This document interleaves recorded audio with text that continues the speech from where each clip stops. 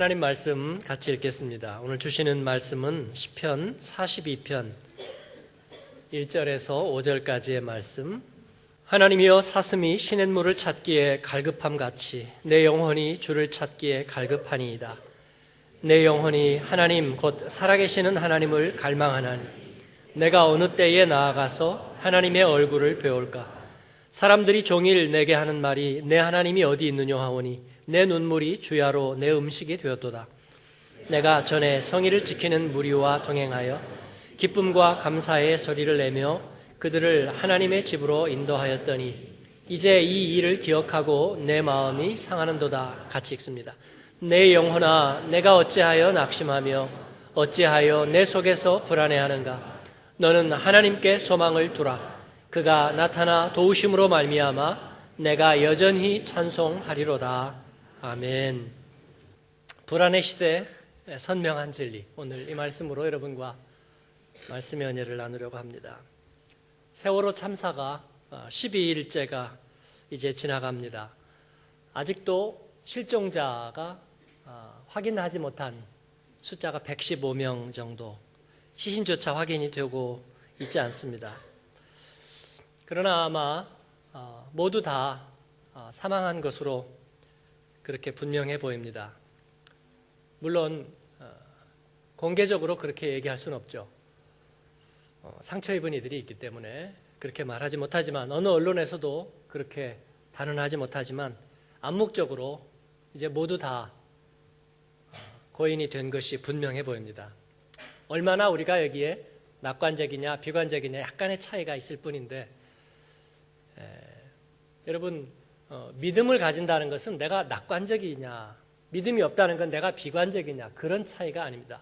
성경이 말씀하고 있는 믿음이란 나의 낙관적인 성향의 정도를 말하고 있는 것이 아니죠.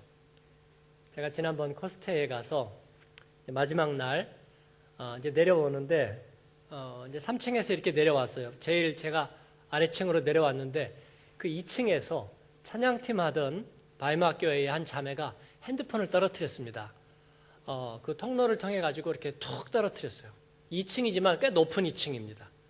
거기서 바닥으로, 이 대리석 바닥으로 핸드폰이 쾅 떨어졌으니까 어떻게 됐을까요? 여러분의 낙천성을 시험합니다. 예, 멀쩡할 거라고 생각되는 분 있으세요? 나는 이 정도로 낙천적입니다.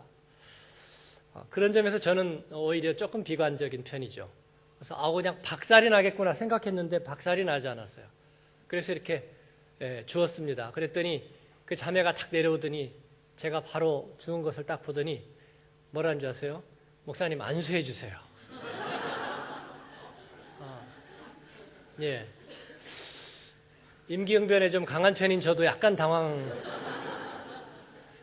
제가 케냐에 가서 그 엄청난 비포장 도로를 14년 된 토요타 SUV로 달리다 보니까 말씀드렸던 것처럼 이 본네트가 자꾸 열리는 거예요. 닫으면 열고 닫으면 열고. 갈 수가 없어요. 본네트가 자꾸 열려서 위험하거든요. 왜냐하면 길이 많이 뛰는데 본네트가 앞으로 확 열어서 시선을 가려버리면 사고가 날 수 있으니까 별 수 없이 그때는 제가 숨겨뒀던 비기를 바위에서 내려서 안수 한번 했습니다. 본네트야 다칠지어다. 정말로 다쳤습니다. 정말이에요. 저도 그 미스테리가 지금 왠지. 어떤 분이 또 물어보더라고요. 그거 풀어놓고 오셨어요? 예, 안 풀어놓으면 이게 봉인이 돼서 또 안 열린다네요. 예. 뭔 말을 못해. 그때는 안수를 했지만 지금 상황이 다르잖아요. 제가 핸드폰까지, 그래서 안수를 해달라고 그러는 거를 내가 이거 이제 고장 났어, 그 얘기만 안 했더라도 고장 났어 그랬더니 이 자매가 저를 보고 하는 말이 자이 포지티브 그러는 거예요. 긍정적으로 생각하라고. 그래서 아니 긍정적이나마나 이거 안 되는 거지. 딱 보더니 되는 거예요. 그 아이폰입니다, 여러분. 저는 삼성 쓰는데 삼성이 이 성능이 좋은 반면 아이폰이 아주 견고해요. 어쨌든 그렇다고 해서 그게 다 남아나지를 못할 건데 어쨌든 가는 거예요. 제가 거기서 그냥 안수 한번 했더라면 그 자매가 가서 간증할 거 아니에요. 야, 목사님이 영빨이 그냥 핸드폰에게까지. 예. 얼마나 우리가 낙천적이냐 비관적이냐에 따라서 생존자 숫자가 달라질까? 그건 아니죠, 여러분. 우리가 어떻게 이것을 보느냐 하는 것입니다. 예, 물론 저희는 처음부터 지금까지 기적적인 생존과 생환을 생때 같은 우리 아이들이 살아오기를 그렇게 기도하고 또 희망했습니다. 그러나 생존에 대한 대부분의 희망은 아마도 이제 꺼졌습니다. 방송들이, 한국의 방송들이 이 사실을 얘기할 수는 없지만 보도하는 것을 보면 짐작할 수 있습니다.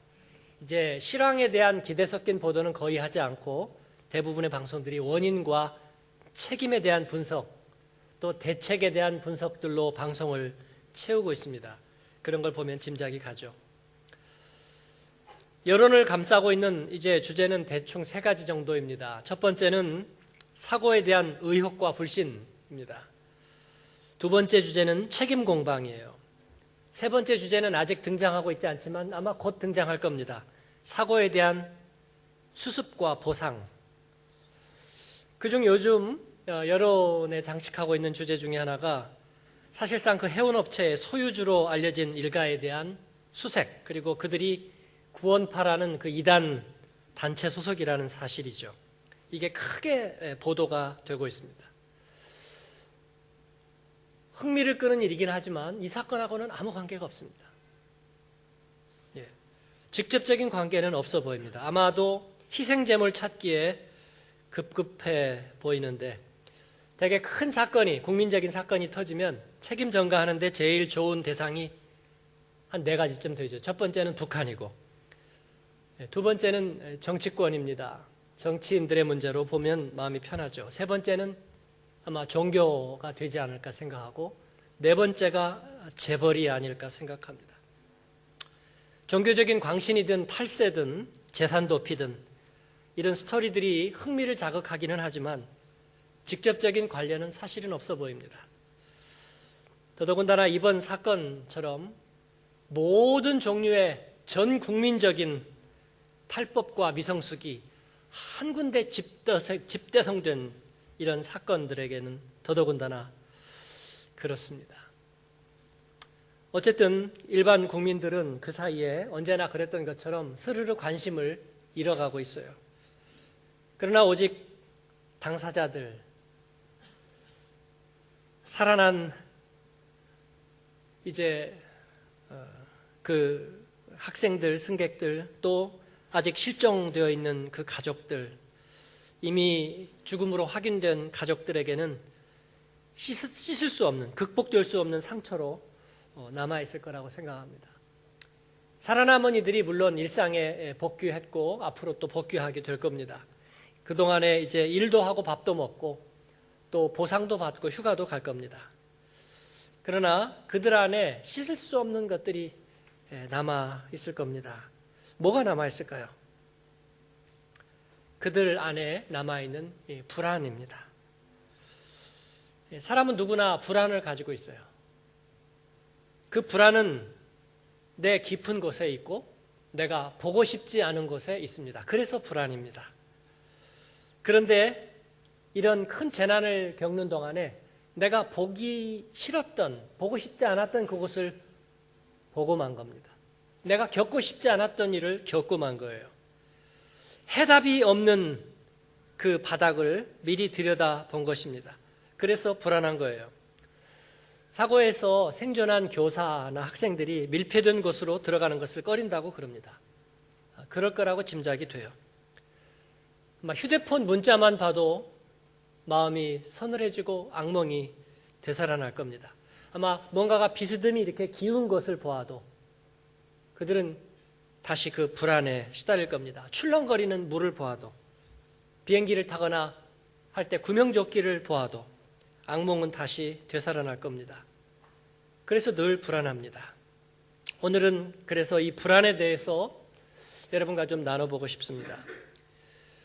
이 불안이란 여러분 우리 안에 있으면서도 우리가 어떻게 통제할 수 없는 블랙홀입니다. 어느 작가가 그런 얘기를 했더라고요. 불안은 사방으로 떠다닌다. 목적지가 없고 방향이 없이 불안은 떠다닌다고 얘기하고 있습니다. 그리고 불안에는 특정한 대상이 없답니다. 당신 때문에 불안해? 아니면 이 일 때문에 불안해? 특정한 대상이 없습니다. 대상은 자꾸 옮겨 탈 수 있어요. 그냥 불안한 겁니다. 그리고 불안은 불투명해요. 원인이 분명하고 탁 이 틀이 분명해서 아 이거구나 그렇게 드러나지 않습니다. 불투명합니다. 그런데도 우리 안에 실제해요. 자동차 사고를 한번 경험한 사람은 갑자기 그 좌우 간격에 대한 감이 사라집니다. 앞뒤 안전거리에 대해서 자신감이 사라지는 거예요. 근거가 없습니다. 왜 그럴까? 몇십 년 동안 몸에 익은 운전 습관인데 그런데 갑자기 자신감이 상실하고 불안해집니다. 그 불안의 실체는 정확하게 발견되지가 않아요. 우리의 일상의 삶을 감싸고 있는 그 불안의 실체를 정확하게 발견하고 그 원인을 해명하는 것은 불가능합니다. 해석되지도 않아요. 왜냐하면 그 불안이란 비밀에 쌓여있기 때문에 그렇습니다. 내가 비밀 상자 안에다 넣어두었던 것들, 그러나 잘 열어보고 싶지 않은 것, 왜냐하면 그것은 지하실에다가 가둬놓으면 되니까. 여러분 지하실은 어때요?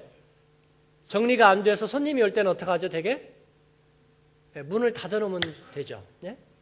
안 들어가면 되니까 그냥 다 잡동사니 갖다 집어쳐놓고 문 닫으면 되는 거잖아요. 그렇기 때문에 이 불안은 잘 정돈되지 않습니다. 그러나 증상만큼은 분명해요. 여러분, 불행을 당한 사람들이 자녀를 잃은 부모가 그 이후에 더 관계가 좋아지고 단단해질까요? 예. 생각 같으면 아마 그럴 거라고 생각합니다. 그랬으면 좋겠습니다. 그런데 실제의 경우들을 제가 많이 본 결과 대부분 그렇지 않습니다. 불행을 당하고 관계가 더 좋아지는 법이 많지 않아요. 처음에는 물론 서로에게 있는 죄의식을 서로 그냥 암묵적으로 인정해주면서 서로 면피하기 위해서, 서로 그 죄의식에서 벗어나기 위해서 아마 공범의식을 가지고 서로를 좀 위로하는 관계가 될지는 모르겠습니다. 그러나 마음속에 있는 생각까지 그렇게 할 수는 없어요. 서로에 대한 책임 전가, 그리고 그 죄의식에서 자유로울 수가 없는 거예요. 불행을 당한 이들이 그래서 의사소통이 힘들어집니다. 그리고 관계가 점점 더 힘들어지는 거예요. 정상적인 의사소통이 되지 않아요. 왜 그럴까요? 우리 안에 있는 불안들은 우리를 의심하게 만들고 그리고 신뢰를 깨트립니다. 그래서 의사소통이 잘 되지 않는 것입니다. 더더군다나 신뢰관계가 그렇게 좋지 못했던 사람들은 불행을 통해서 의심을 더 깊게 만들고 불신을 더 깊게 만듭니다. 그렇게 하면서 책임을 밖으로 전가하는 거예요. 밖으로는 책임을 전가하고 안으로도 심각합니다.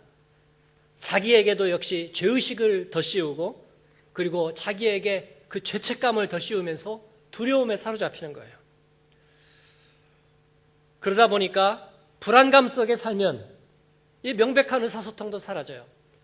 갑자기 어려운 일을 당하거나 가족이 갑작스럽게 세상을 떠난 사람들, 또 큰 손해를 보거나 어려운 일을 당한 분들 찾아가서 얘기하면 정상적인 의사소통이 안 돼요. 갑작스런 상을 당한 분들 교인들이 찾아가서 신방하고 또 얘기하고 그러다가 뭐가 없어요. 그래서 이거 어디 있어요? 그러면 그분들이 항상 반응이 흥이에요. 예? 몰라, 나도 몰라, 정신이 없어. 가봐, 저기 어디 있는지 나 몰라. 예, 그런 거예요. 질문과 대답이 분명하지 않습니다. 여러분, 대답 질문, 대화가 잘 안 통한 분하고 얘기해 보셨어요? 되게 아내와 남편 사이가 그렇죠. 남편이 무슨 얘기를 하는데 아내는 갑자기 전혀 뜬금없는 질문을 합니다. 아, 이게 뭐 비싸죠? 그러면 그거 왜 비싸대? 아, 그걸 어떻게 하냐고. 내가 올린 것도 아닌데. 아니, 지금 그 얘기가 아니잖아. 아, 왜 이렇게 대화가 끊어질까요? 이건 분명히 의사소통의 문제입니다. 그 의사소통의 문제의 배후에는 불안이라고 하는 것이 자리 잡고 있어요. 뭔가 나를 불안해하기 때문에 논리적으로 차곡차곡 하나하나 그리고 문제를 바라보면서 가지 못하는 거예요. 그래서 대화가 자꾸 끊기고 전혀 난데없는 이야기가 나오는 것은 그가 가지고 있는 불안을 반영하는 것입니다. 불안감 속에서 이제 의사소통은 사라지고 예측만이 가득합니다. 아무도 정확히 묻지 않고 아무도 정확하게 대답하지 않습니다. 그러면 어떻게 살아가는 겁니까? 도피하듯이 사는 거예요. 어떻게 삽니까? 체념하듯이 살아가는 거예요. 나는 괜찮아. 그냥 그렇게 살면 되지. 밥 먹었어? 그래. 언젠가 먹을 거야. 걱정하지 마. 체념하듯이. 도피하듯이. 분명하지 않게. 내가 잘못이야. 그래. 다 내 죄지 뭐겠어. 자신을 가해자가 아닌 피해자로 바꾸어 놓고 그리고 자신에게다 다 떠넘기면서 그렇게 사는 것입니다. 여러분, 설마 여러분은 이런 거를 신앙생활이라고 여기는 것은 아니겠죠? 하나님을 의지한다는 것이 어려움과 그 다음에 내 마음속에 두려움과 불안이 있으니까 그냥 내가 어딘가에 그냥 가만히 기대면 좋겠어. 얘기하기도 싫고 그 다음에 이유를 찾는 것도 싫고 똑바로 바라보는 거는 더 싫어. 그러니까 나 좀 가만히 놔둬. 그냥 가만히 있을 테니까 단지 내게 어깨만 좀 빌려줘. 내가 좀 잠깐 기대고 있게 말이죠. 여러분, 이게 신앙생활이라고 생각하시는 것은 아니겠죠? 아닙니다. 여러분, 이것은 질병입니다. 치료받아야 되는 거예요. 치유가 되어야 하는 것입니다. 문제를 똑바로 바라보는 대신에 책임을 무한히 전가하거나 아니면 내가 모든 책임 다 떠안으면 되지 뭐. 여러분, 이것은 도피예요. 이것은 신앙생활이 아닙니다. 삶 속에서 재난과 불안이 우리를 그렇게 만들어요. 성경 속의 사람들도 역시 마찬가지입니다.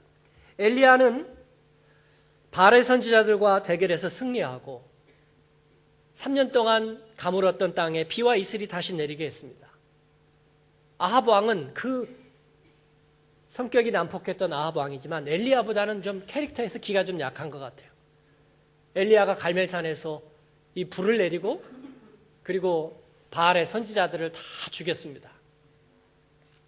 아합 왕은 그것을 그냥 아무 소리 못하고 보고만 있었어요. 엘리야가 시키는 대로 하다가 결국은 비가 내렸죠. 그래서 이제 아합 왕이 자기 왕궁으로 돌아갑니다. 퀴즈 하나 낼까요? 아합 왕이 왕궁으로 돌아갈 때 어떻게 갔을까요? 마차를 타고? 아니요, 비 맞고 갔습니다. 비가 왔잖아요. 그죠? 재미없어요? 3년 동안 비가 안 왔다가 비가 막 내렸어요. 그러니까 아합이 어떻게 갔을까요? 비 맞고 갔죠. Singing in the rain. 비 맞고 노래하면서 즐겁게 가가지고 뭐 했을까요? 아내에게 보고해야죠. 간악한 왕비 이세벨에게 보고하는 거죠. 쩔쩔매면서 보고했습니다. 쩔쩔매면은 제가 붙인 이야기고요. 이 아합 왕은 대표적인 남존여비 사상의 대변자죠. 남자의 존귀함은 여자의 비율을 맞추는 데 있다. 그래서 왕비 이세벨은 무서운 여자고요. 어떤 분이 자기 아내 그 핸드폰 주소를 무서운 여자라고 쓰는 분이 있더라고요. 무서운 여자였습니다. 그녀는 남편의 얘기를 잘 들었어요. 3년이 가뭄인데도 이 이세벨은 자기 나라에서 시집올 때 데려온 이 바알의 선지자들을 너무나 대우를 잘했어요. 그래서 그 가뭄 속에서도 잘 먹였습니다. 그런데 그들이 한꺼번에 몰살을 당한 거예요.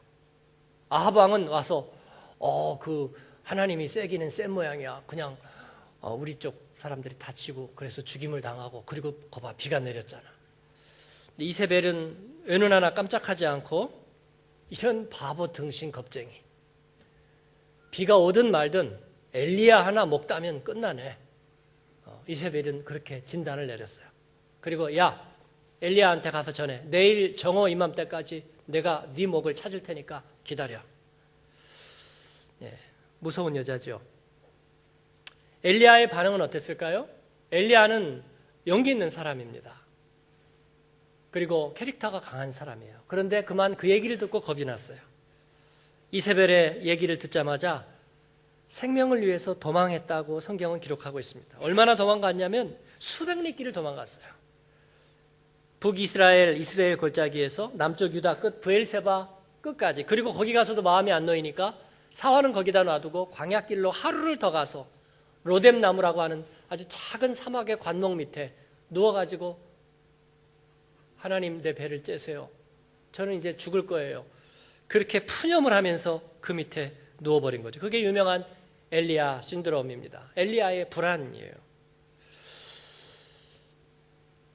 사람들이 이야기를 들으면서 감정이입이 많이 되는 것은 우리도 그런 경험이 너무나 많기 때문이죠.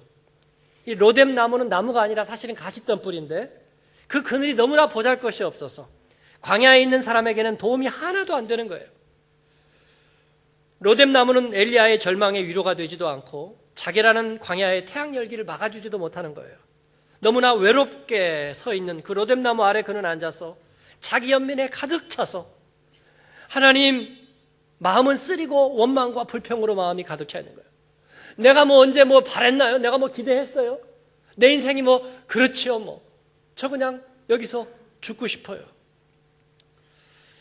성경에 있는 사람들도 그렇다는 거예요. 노아가 홍수가 물러간 다음에 술에 만취했습니다. 옷을 벗고 장막 안에서 술에 취해서 쓰러졌어요. 노아가 어떻게, 의인 노아가 그럴 수가 있을까요? 모든 사람이 다 사라져버리고 그의 마음이 갑자기 허무해진 것일까요? 아브라함의 조카 롯은 소돔에서 구사일생으로 살아났습니다.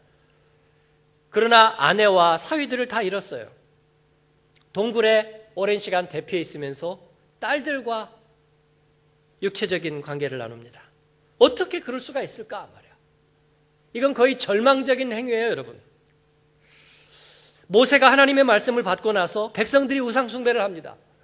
화가 나고 분노해서 손에 잡힌 게 없잖아요. 언약, 하나님의 언약을 기록한 그 돌판을 던져서 박살을 내버렸습니다.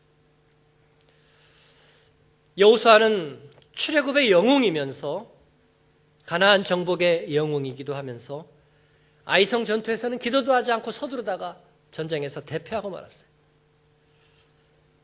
요나의 불순종, 베드로의 부인, 그리고 위대한 사도 바울은 바나바와 선교여행을 진로를 정하기 위해서 얘기하다가 그만 크게 대판 싸우고 말았어요. 인간이 약해서라고요? 그것은 답이 아닙니다. 엘리야는 왜 그렇게 깊은 절망에 빠졌을까요? 베드로가 왜 밤새 수고했지만 잡은 것이 하나도 없었을까요? 무엇 때문일까? 왜 나 혼자만 남았다고 생각하고 있을까? 그 우울증의 정체는 무엇일까? 그는 다시 블랙홀과 같은 자신의 불안을 보고 있는 것입니다. 자기 자신을 들여다보면서 그는 그 불안 속에 빠져 있는 것입니다. 오늘 시편 42편의 기자는 우리들에게 그 원인을 한마디로 얘기하고 있습니다. 그러기 전에 여러분께 첫 번째 묵상의 질문을 하나 드리겠습니다. 여러분을 불안하게 만드는 것이 있습니까? 없다고는 얘기하지 않으시면 좋겠어요. 불안하지 않은 사람은 한 사람도 없습니다. 나는 불안하지 않아요. 나는 비행기를 타거나 차를 탈 때 겁내지도 않고, 그 다음에 나는 병에 걸리는 것도 두려워하지 않고, 나는 어떤 사람도 무서워해 본 적이 없어요. 여러분 그거 허세인 줄 아시죠? 그런 사람은 한 사람도 없습니다. 우리는 다 불안 증세를 가지고 있어요. 그러면 제가 묻고 싶은 질문은 그거예요. 여러분이 가지고 있는 불안을 직시할 용기가 있으십니까? 불안해하는 나를 정면으로 바라볼 용기가 있으시냐고요. 예, 저는 없어요. 없었어요. 그래서 전에 코미디에 나온 이야기가 있죠. 모든 것은 누구 때문이라고요? 김 사장 때문이라. 김 사장. 예, 한국에서 제일 많은 성씨가 김씨고, 그것도 김 사장이 많죠. 옛날에 다방에서 그래서 김 사장 들통났어 그럼 절반이 도망간대잖아요. 네, 그 김 사장 때문이라고요. 박 검사 때문이라고요. 여러분, 그렇게 얘기하면 모든 것이 해결이 됩니까? 직시할 용기? 미안합니다. 우리에게는 없어요. 그래서 모든 사람이 회피하는 것입니다. 많은 사람들이 정면으로 사람을 쳐다보지 못합니다. 여러분 어떠세요? 정면으로 똑바로 쳐다볼 수 있어요? 저도 그게 잘 안 돼요. 정면으로 똑바로 쳐다보는 사람 연기자밖에 없어요. 연기자. 연기자들은 연습해서 쳐다보죠. 사람들 잘 쳐다보지 못합니다. 휘번덕거리고 그 다음에 눈을 땅으로 깔고 그리고 초점을 흐리게 해서 안 보는 거예요. 저는 눈이 나쁜 게 얼마나 감사한지 몰라요. 정확하게 쳐다보지 않아도 되잖아요. 뿌옇게 쳐다봐도 되잖아요. 그리고 목소리 톤을 좀 더 높인다든지 제스처를 쓴다든지 하면서 국면을 모면하는 것입니다. 우리가 뭐를 똑바로 인격 대 인격으로 똑바로 바라본다는 거 어려운 거예요. 더군다나 내 자신을 똑바로 바라본다는 건 참으로 어려운 일입니다. 내 아픔을, 내 상처를 똑바로 바라보는 거예요. 나의 불행을, 나의 잘못을 말이죠. 똑바로 바라보는 거예요. 어렵습니다. 인생은 그래서 곁으로 비껴보는 연습인지도 모르겠어요. 인생은 사시 연습. 여러분, 오늘 시편은 우리에게 이 불안의 시대를 사는 초점 잡지 못하는 우리에게 말씀하고 있습니다. 분명한 하나의 대답. 하나님을 바라보아라.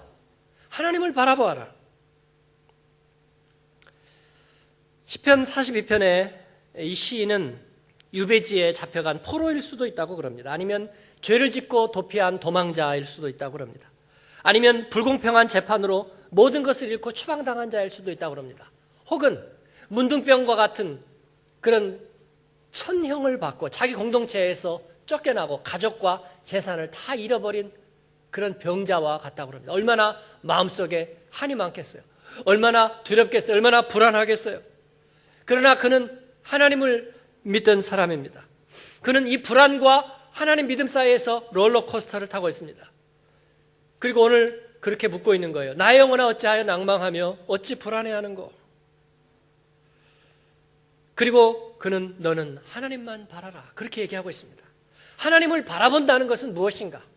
나를 바라볼 용기가 없는 우리에게 하나님을 바라본다는 것은 무엇인가?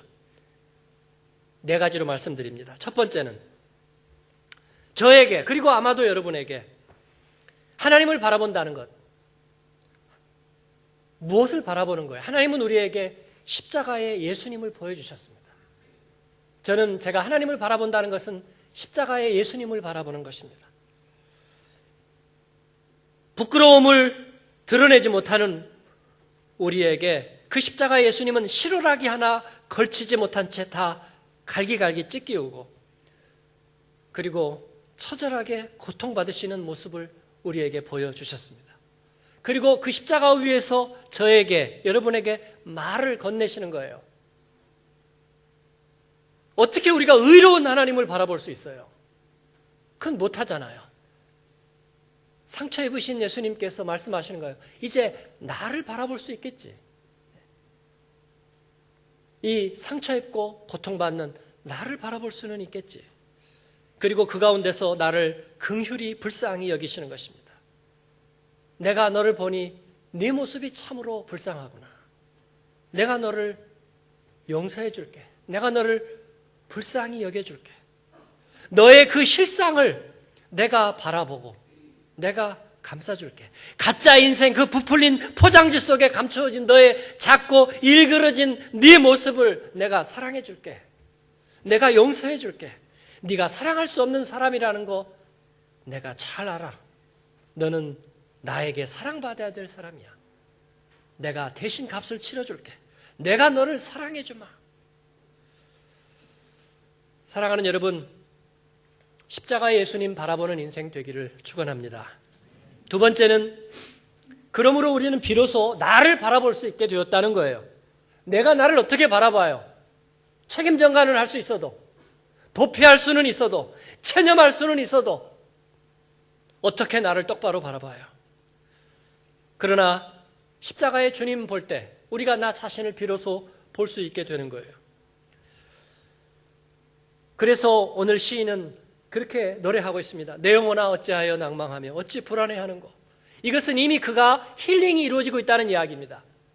내 영혼아 네가 어찌하여 낭망하느냐. 이미 자기 자신을 바라보면서 생긴 거예요. 내가 어찌하여 근심하고 네 속으로 불안해하는가. 너의 불안은 무엇 때문인가. 내 영혼아. 주님을 바라볼 때 우리는 그 주님으로 인하여 나의 실상을 보고 치유받을 수 있는 줄로 믿습니다. 여러분, 강한 거 자랑하지 마세요. 그것은 껍질이에요. 주님을 바라보고 주님 안에서 치유되는 것을 자랑하는 저와 여러분 되길 바랍니다. 세 번째는, 그리고 비로소 우리는 이제 기쁨으로 하나님의 얼굴을 구하게 되었습니다. 여러분, 은혜 받는 자리 사모하시죠? 그 이유가 왜입니까? 내가 기댈 한 뼘 땅이 필요하기 때문입니까? 어딘가에 내가 도피하고 체념하고 내 불안을 감출 피난처가 필요하기 때문입니까? 그렇지 않아요. 우리가 주님의 얼굴을 바로 구할 때에, 그의 의로우심을 이제 목말라 할 때에, 그의 자비하심을 구할 때에, 그분의 내가 너를 사랑하노라 하는 음성을 내 마음속에 들을 때에, 그 구원을 믿음으로 붙들게 될 때에 우리에게 참된 위로가, 그리고 참된 구원의 길이 있기 때문인 줄로 믿습니다. 그래서 시인은 고백하게 되는 것입니다. 우리가 하나님의 얼굴을 바라볼 때 우리는 우리 안에서 치유함을 맛보고, 그리고 하나님을 고백하고, 그리고 해답을 얻게 되는 것입니다. 나의 주 나의 하나님이여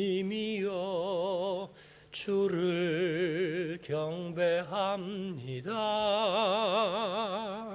주 사랑하는 나의 마음을 주께서 아시나이다. 하나님의 얼굴을 구하며 우리가 주님 앞에 고백하고 감사하는 저 여러분의 삶이 되기를 바랍니다. 지난주에 한국에 제가 잠시 갔었습니다. 우리 교회 건축을 위해서 한국 교회 설계 또 모델들을 좀 보고, 우리 임원들이 저에게 그렇게 권유를 하셨어요. 가서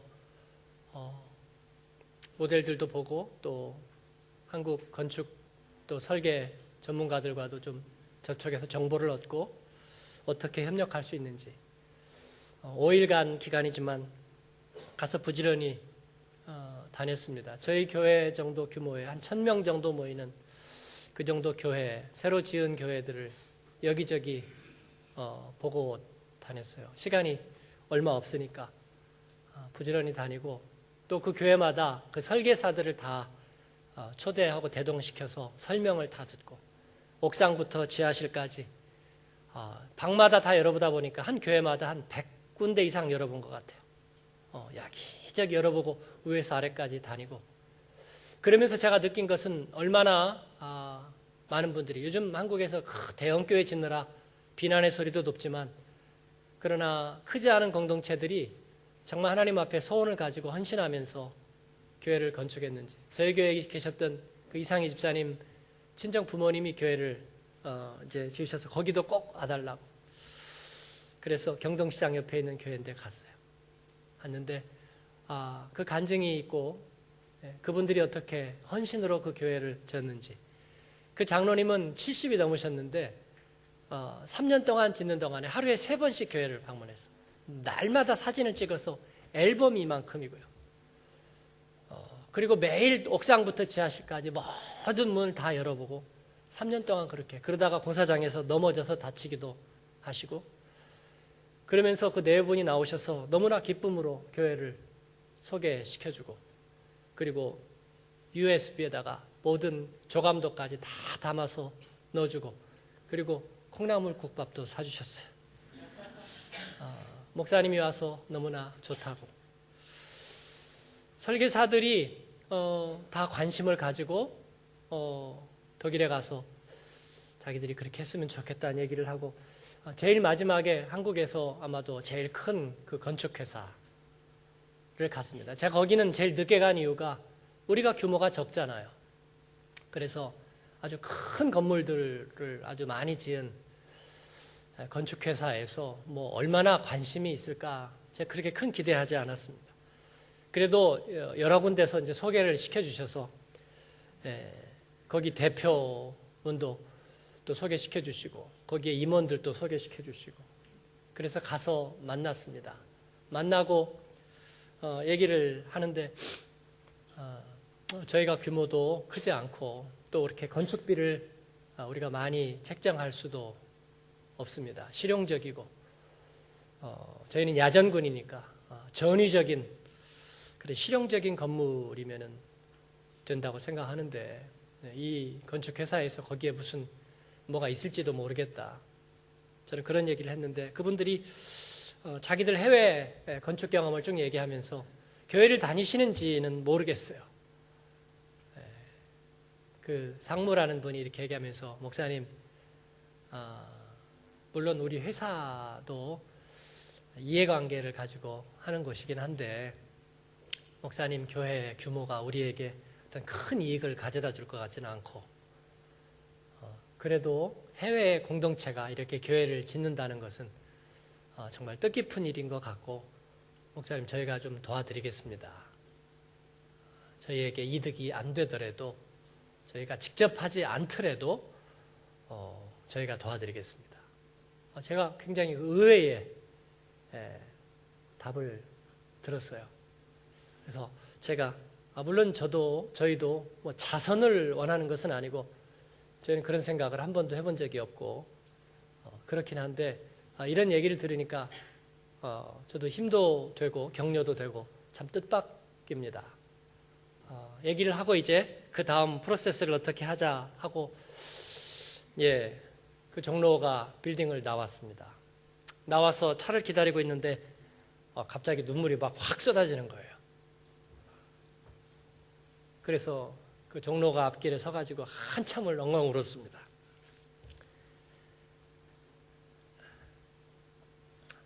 우리가 하나님의 얼굴을 구하고 또 하나님의 기뻐하심을 입고 산다는 것, 크고 작은 일들 가운데에서 주님의 예비하심을 저희가 기대한다는 것, 주님을 고백하고 주님을 바라보고 산다는 것, 그것은 네 번째 오늘 하나님을 바라본다는 것의 의미로 인도되는 것 같습니다. 하나님과 함께 하나님을 바라보면 우리에게 시련이 오기는 오지만 어려움이 오기는 오지만 그 시련은 나의 불안이 만들어낸 나의 잘못이 빚어낸 자초한 실패가 아니라 하나님의 영광을 드러내는 것이라는 것입니다. 우리의 죄로 인하지 않은 시련이라는 것이 사실 어디 있어요? 대부분 우리는 그렇습니다. 내가 뭔가 게으르고 내가 뭔가 무능력하고 내가 뭔가에 대해서 잘못을 저지른다면 아마 우리의 부모님과 우리의 조상의 잘못과 이것은 무관하지는 않을 거예요. 제가 저희 부모님을 욕되게 하려는 게 아니라 제가 자식 얘기는 할 수 없어서 그런 거예요. 우리는 모두 다 그 죄와 허물의 카르텔 속에 있습니다. 내가 어떻게 거기에서 자유하다고 말할 수 있느냐고요. 내가 어떻게 그 죄의식의 불안에서 자유할 수 있느냐고요.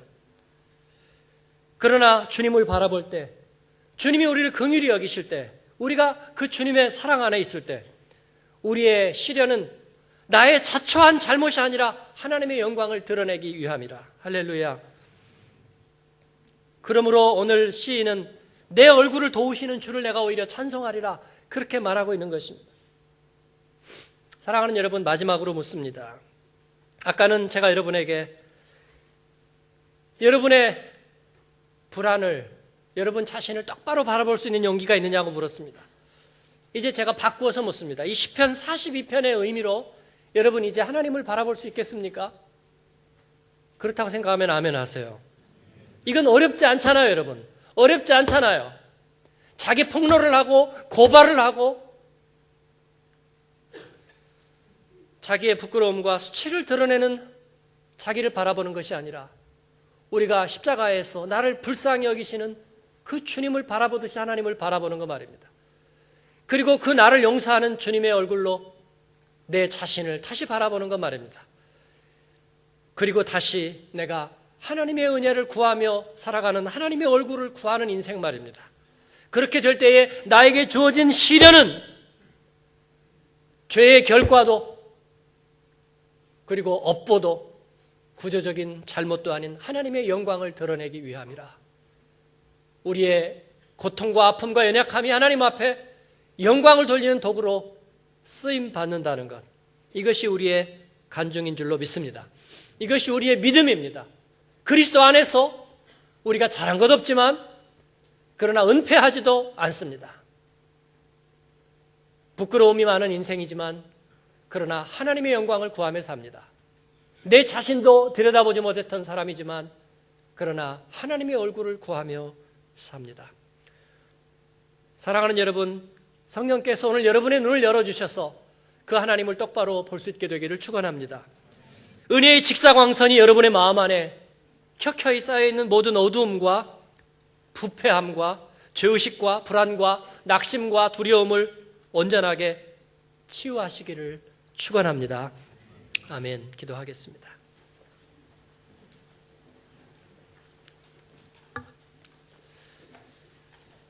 우리 같이 응답하면서 기도하면 좋겠어요. 하나님께서 여러분의 마음을 만지셔서 하나님, 내 마음의 불안을 내가 시인합니다. 내가 똑바로 못 쳐다보겠습니다. 주님, 나를 도와주십시오. 나의 믿음 없음을 도와주세요.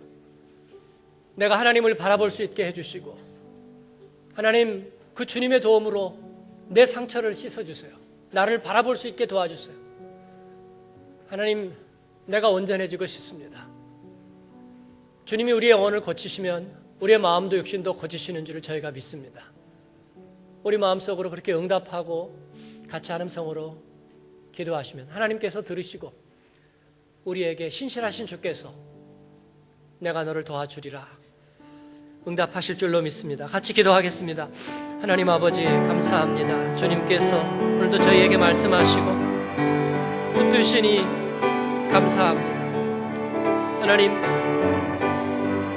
어찌하여 내가 낙심하며 내 속에서 불안해하는가? 너는 하나님께 소망을 두라. 나를 도우시는 하나님으로 인하여 내가 찬송하리로다. 응답하는 하나님의 백성들에게 하나님 만져주시고 찾아가 주시고 임하여 주시고 내가 너를 사랑하노라. 내가 너를 붙들어 주리라. 나의 의로운 오른손으로 너를 붙들리라. 우리 하나님 말씀하여 주셔서 불안과 근심의 블랙홀에서 하나님 벗어날 수 있게 도와주시고 내 손을 붙잡고 일어나라. 주님 말씀하실 때에 하나님 그렇게 응답하는 주님의 사람들 되게 하여 주옵소서. 감사합니다. 예수님 이름으로 기도합니다.